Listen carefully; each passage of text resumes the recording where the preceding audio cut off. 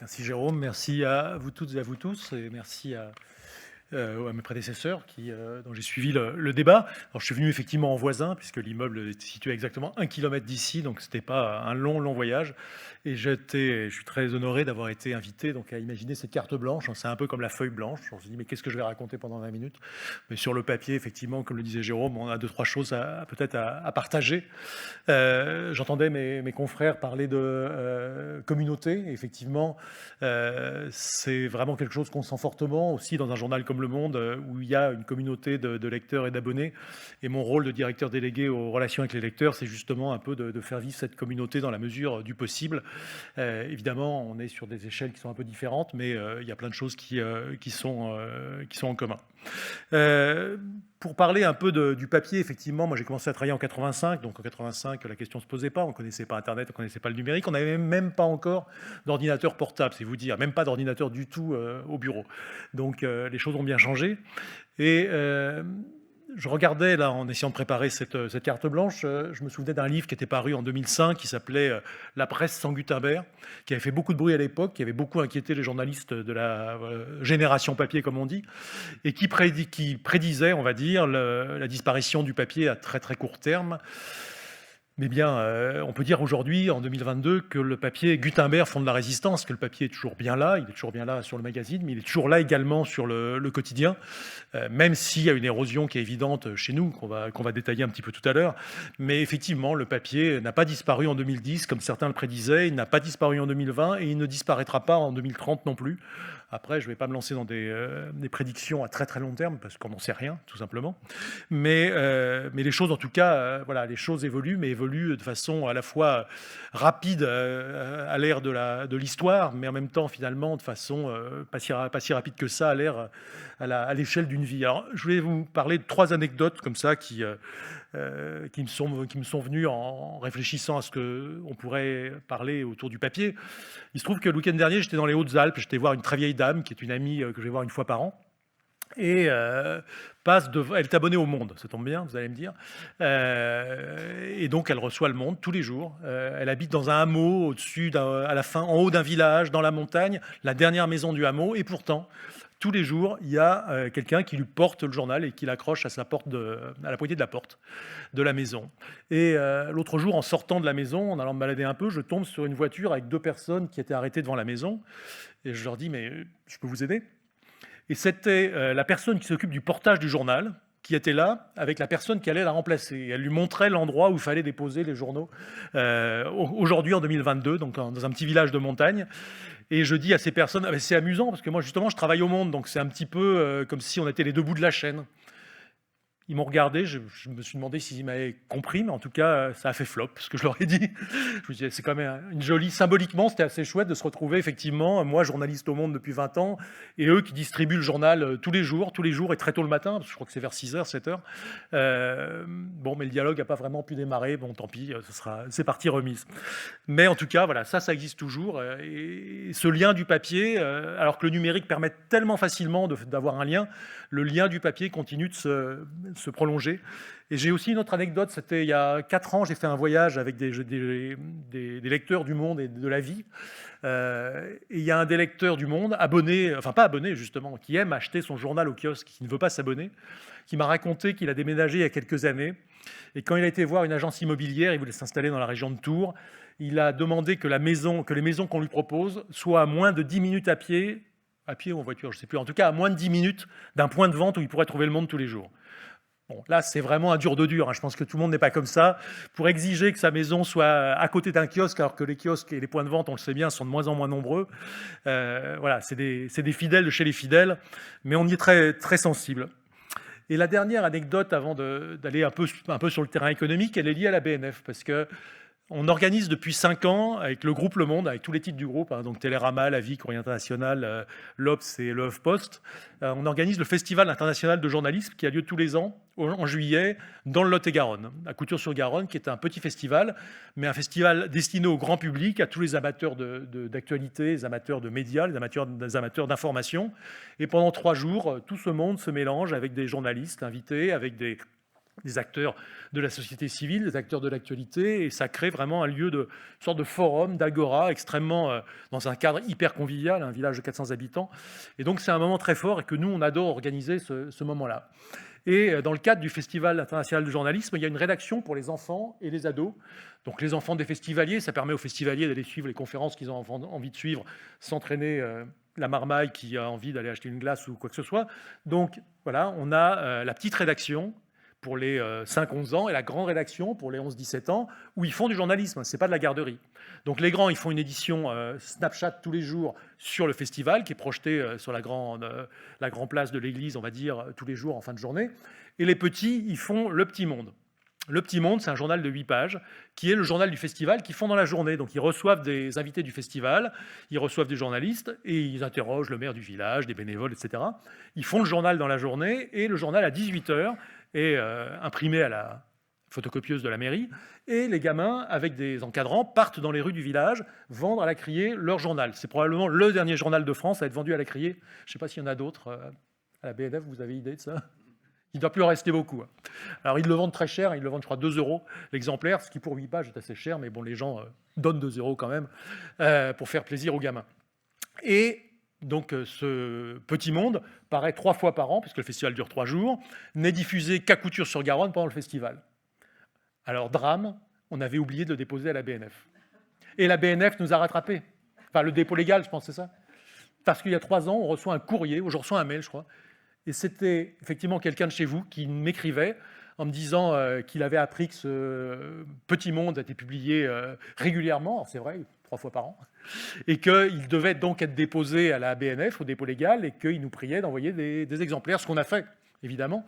Mais j'avoue qu'on était extrêmement fiers que la BNF ait repéré le Petit Monde, qu'on ne trouve qu'à Couture-sur-Garonne. Alors je pense que quelqu'un de la BNF devait être présent sur le festival, et il nous a demandé qu'on le dépose à côté de Fritz, d'Epsilon ou du Monde et de tous les autres titres. Donc voilà, je profite d'être là aujourd'hui pour raconter cette anecdote qui nous a beaucoup fait rire à l'époque, mais voilà, qui était plutôt sympa.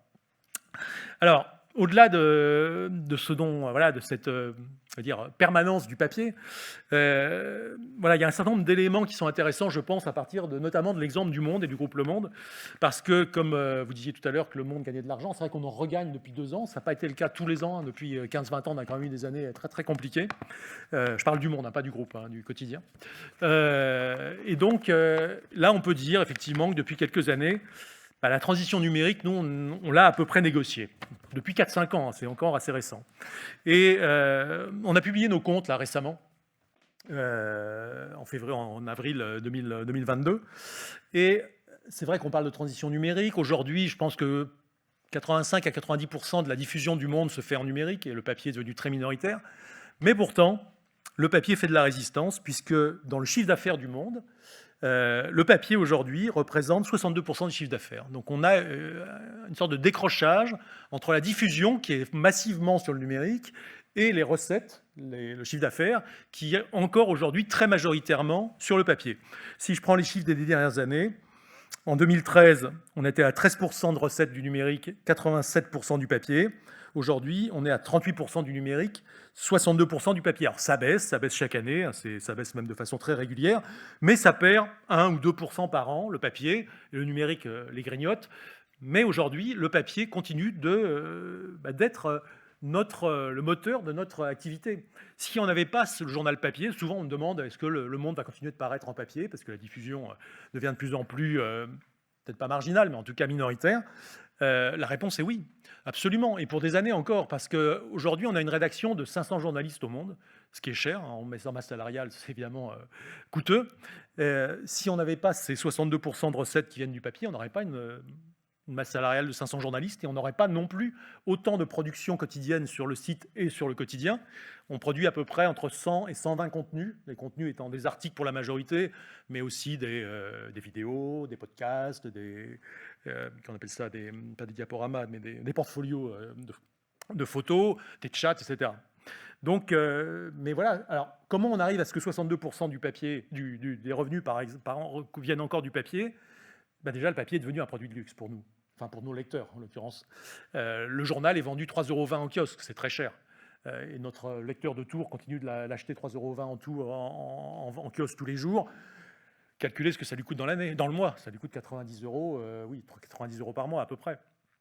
Donc, c'est très coûteux. Pour un étudiant, c'est hors de prix. Le papier en kiosque est devenu un produit pour les quotidiens. Je parle des quotidiens, un produit de luxe, une niche de luxe qui s'adresse à des lecteurs qui veulent absolument acheter leur journal papier en kiosque et qui sont prêts à mettre de l'argent dessus. Et on a été obligé, pour arriver à ce que la diffusion en kiosque continue d'être rentable, d'augmenter année après année le prix du quotidien. Alors, il y avait une grande discussion il y a 10 ans qu'on n'a plus vraiment aujourd'hui, c'est qu'à chaque augmentation de prix, une partie de la rédaction disait « oui, mais ça fait fuir les lecteurs ». Mais on s'est aperçu que c'était assez décorrélé. Ce qui fait fuir les lecteurs, c'est qu'il y a l'attrait d'Internet, il y a l'attrait de la facilité d'accès que donne le smartphone, il y a aussi la disparition des kiosques et des points de vente, et que finalement, cette augmentation de prix, elle n'a sans doute pas encouragé les gens à continuer à nous acheter en kiosque, mais elle ne les a pas fait fuir non plus. C'est autre chose qui les fait fuir, c'est les changements d'usage. Et donc aujourd'hui, à 3,20 €, il y a encore des gens qui vont en kiosque nous acheter à ce prix prohibitif. C'est 3 fois le prix d'une baguette, alors que, si je crois avoir lu quelque part, qu'il y a 10 ou 15 ans, le journal papier et la baguette, c'était à peu près le même prix. À côté de ça, on a l'abonnement papier qui continue, qui est un peu moins cher, mais qui est quand même voilà, quelque chose qui est assez coûteux, qui n'est pas à la portée de tout le monde. Hein.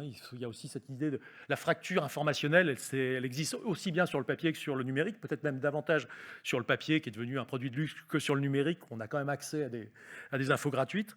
Et donc, il y a eu l'explosion des abonnements numériques. Alors aujourd'hui, j'ai pas prévu de projeter, mais vous verrez, je ne vais pas vous le montrer, c'est un peu loin. Mais ce qui s'est passé, c'est que si le journal va mieux, on a quand même connu 15 ans ce qu'on appelle la crise de la presse. C'est-à-dire qu'on voit les chiffres de vente du papier baisser d'année en année. Des chiffres d'audience du numérique qui sont excellents, mais qui ne se monétisent pas, puisque pendant longtemps, l'accès au numérique était quasiment gratuit, et la pub sur le numérique était bon marché, on va dire. Et puis, effectivement, ce qui se passe, c'est que depuis 2015, on a vu que les internautes, étaient prêts à payer pour avoir accès à de l'information de qualité. Comme ils payent pour avoir accès à vos journaux, ils payent maintenant pour avoir accès à l'ensemble des contenus du monde.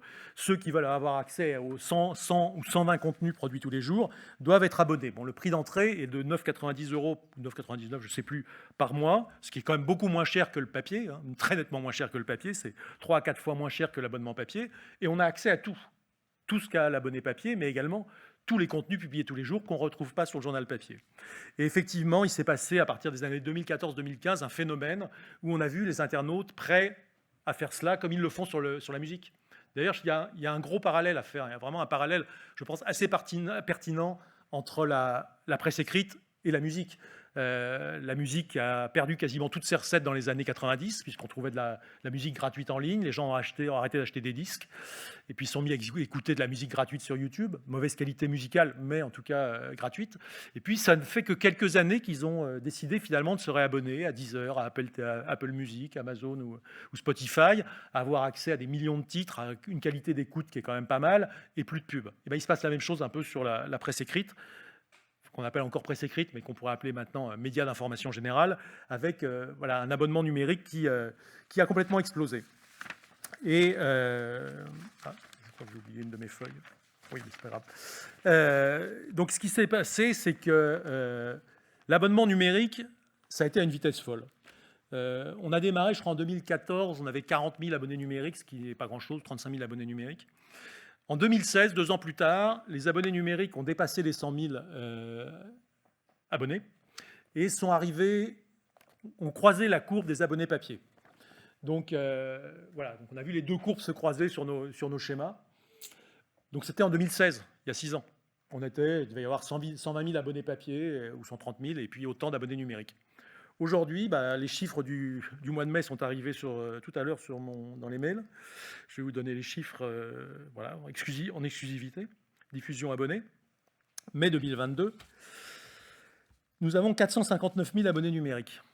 4 fois plus qu'il y a 6 ans. 459 000. Nous avons 95 000 abonnés papier. Donc, 5 fois moins. Donc les courbes se sont croisées de façon incroyablement rapide. Les abonnements numériques décroissent tranquillement, si je puis dire, puisqu'on était à 120 000 il y a quelques années, on est maintenant à 90 000, 95 000, mais ça baisse chaque année. La vente au numéro, j'y viens, s'est complètement effondré pour nous et pour la plupart des quotidiens. Et les abonnements numériques augmentent de façon très marquée. Et à tous les épisodes d'actualité, et il y en a eu beaucoup ces dernières années, on voit un nouveau boost d'abonnements numériques. La pandémie a été incroyable. Au moment du premier confinement, on devait être dans les 250 000 abonnés numériques. Et en 2 mois, les 2 mois du confinement, enfin le mois et demi du confinement, on a eu 70 000 nouveaux abonnés. Donc quasiment une augmentation de 25% des abonnés qui sont restés après, qui ne sont pas partis. Après, il y a eu la guerre, il y a eu les élections, il y a eu la guerre en Ukraine. Évidemment, l'actualité, quelque part, nous aide. On est un peu les profiteurs, entre guillemets, de l'actualité. Mais, donc voilà, en tout cas, il y a une bascule des usages dans la presse quotidienne vers le numérique qui est incontestable, notamment dans la presse quotidienne nationale, un peu moins forte sur le régional. Et dernière chose, je ne veux pas vous assommer de chiffres, mais il y a quand même un chiffre qui est quand même ahurissant. On a passé les 500 000 abonnés, tous supports confondus, au mois de décembre, et du coup, je me suis replongé dans l'histoire de la diffusion du journal depuis 1944, sa création, parce finalement, on ne savait plus très bien quel avait été le record de diffusion, combien on avait vendu en kiosque à la grande époque du papier. On ne savait plus, personne ne le savait. Alors, j'ai récupéré des documents, tout n'était pas complètement cohérent, mais je suis arrivé à peu près à trouver quelque chose qui semblait assez proche de la vérité. Donc, le record de la vente en kiosque, donc la vente en point de vente, kiosque, librairie, relais H, etc. C'était en 81. Voilà, année historique du point de vue politique. On a vendu 343 000 numéros en kiosque en moyenne annuelle. Donc tous les jours, mais sur une moyenne, voilà. Donc il y avait des jours plus hauts, des jours plus bas. Mais sur l'année 81, on atteint notre plus haut point de l'histoire du journal. Je ne dis pas l'histoire du monde parce que ça fait toujours rire, mais donc notre plus haut point de l'histoire du journal, 343 000 exemplaires par jour vendus en kiosque. Ça ne tient pas compte des abonnements. Alors j'aime bien poser la question aux audiences quand j'en parle en public.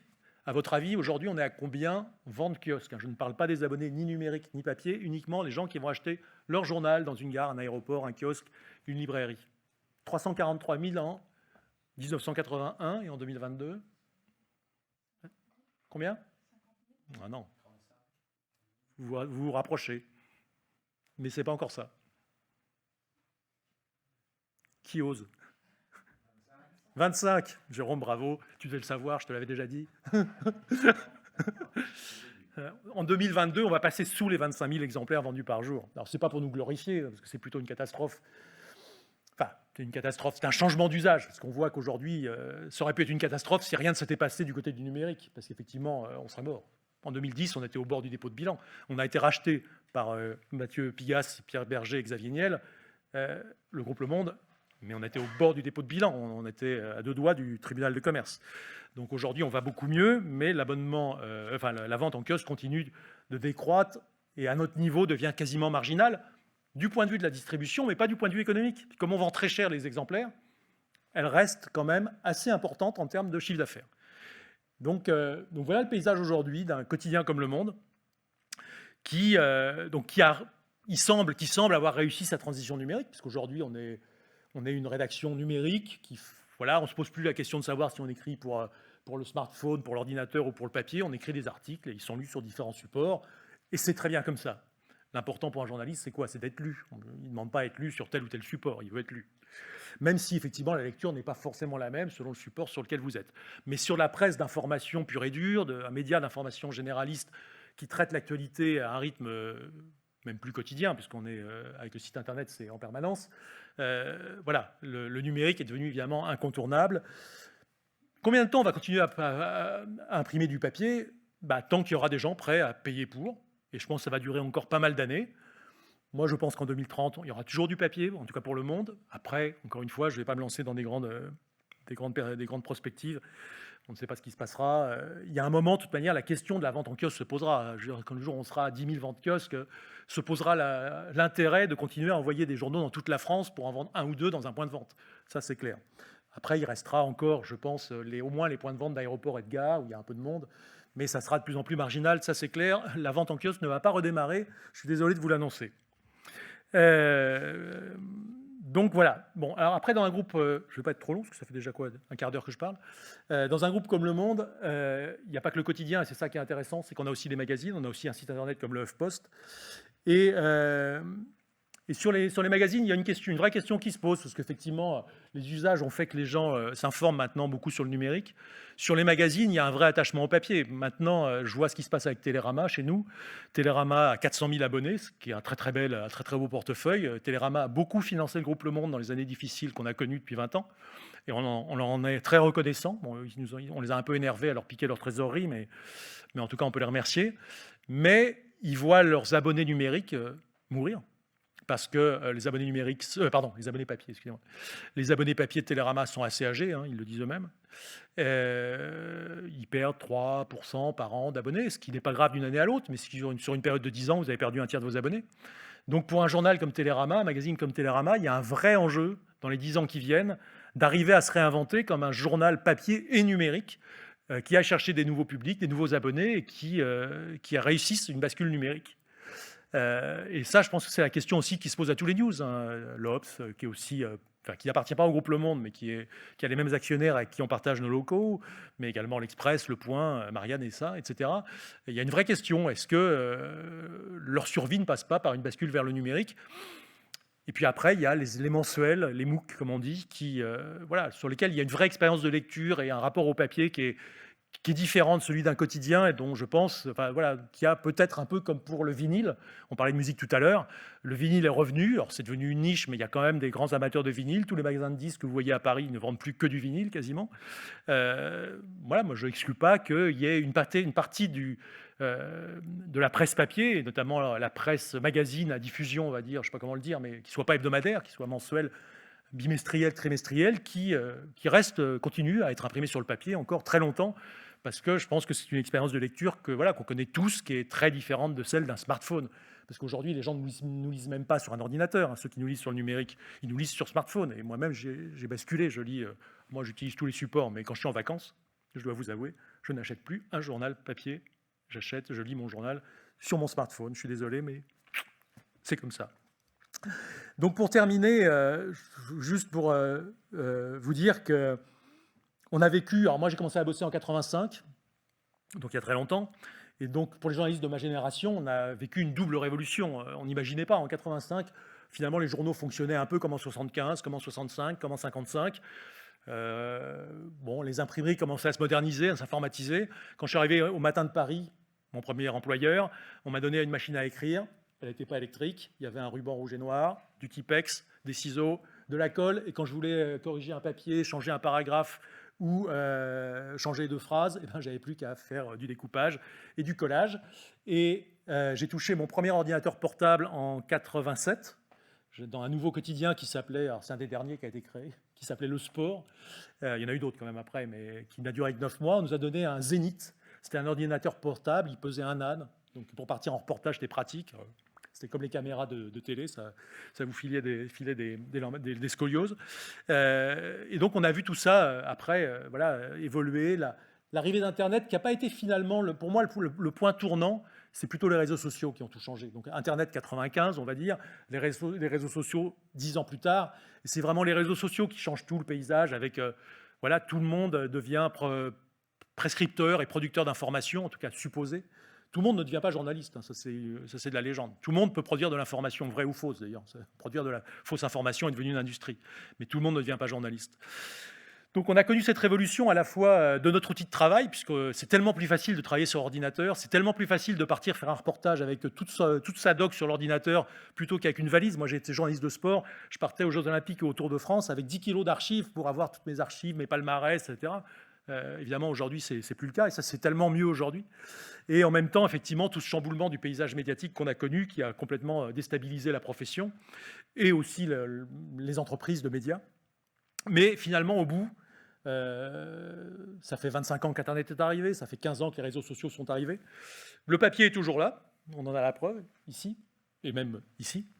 Et puis, il y a quelque chose qui est quand même rassurant, c'est que tout ce qu'on voit... alors, complotisme et fake news, je ne dis pas que c'est rassurant, c'est très inquiétant.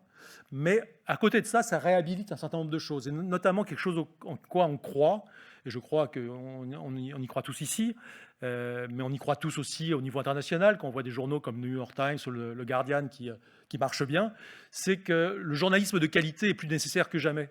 Et les lecteurs nous envoient ce signal-là. On parlait de la communauté autour de certains journaux, et je pense que les gens qui s'abonnent à Mediapart aujourd'hui, qui s'abonnent au Monde, c'est quelque part aussi un acte militant. C'est aussi se dire, je soutiens un média, je soutiens un site ou un journal dans lequel j'ai confiance. Et on sent que voilà, il y a quelque chose qui est reparti, je dirais en 2015. Alors, ça ne sera pas comme avant, c'est différent, mais ce qui apparaît aujourd'hui, c'est que finalement, tout l'écosystème a changé. Les supports ont changé, les usages ont changé, mais les principes déontologiques sur lesquels s'appuie la profession et sur lesquels, à mon avis, elle devrait s'appuyer encore plus aujourd'hui et demain qu'elle s'appuyait dans le passé, parce que justement, on est confronté à toutes ces fausses informations, ce complotisme, cette défiance d'une partie de la société, et bien finalement, ce sont les mêmes que quand j'étais à l'école de journalisme, ce qu'on a appris, la déclaration de Munich de 72, 71, bon, j'étais pas loin. D'autres textes, si vous la relisez aujourd'hui, elle est parfaitement valable. Elle s'applique complètement à ce qui doit être, ce que doivent être les pratiques journalistiques, qu'on soit sur le papier ou sur le numérique, ça n'y change rien du tout. Et donc, voilà, donc, le monde change, mais il y a quand même des choses qui sont intangibles.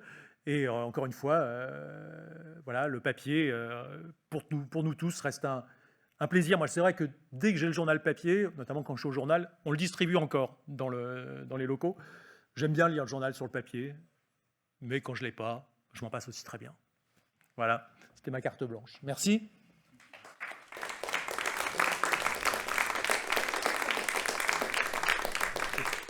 Questions ou pas ? Questions-réponses ou on n'a pas le temps ? On n'a pas prévu de questions, mais peut-être y en a-t-il. S'il n'y en a pas, je ne serais pas vexé. Ça peut se prolonger autour de la table dehors. Voilà, faisons ça.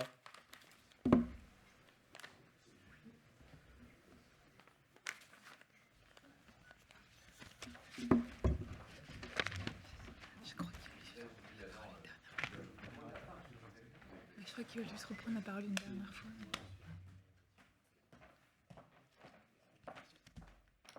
Oui, alors je vais conclure très brièvement en remerciant tous nos intervenants, les animatrices de nos deux tables rondes et puis notre dernier intervenant là, sur sa carte blanche très stimulante. Voilà, merci à tous et effectivement on peut prolonger en échangeant à la sortie.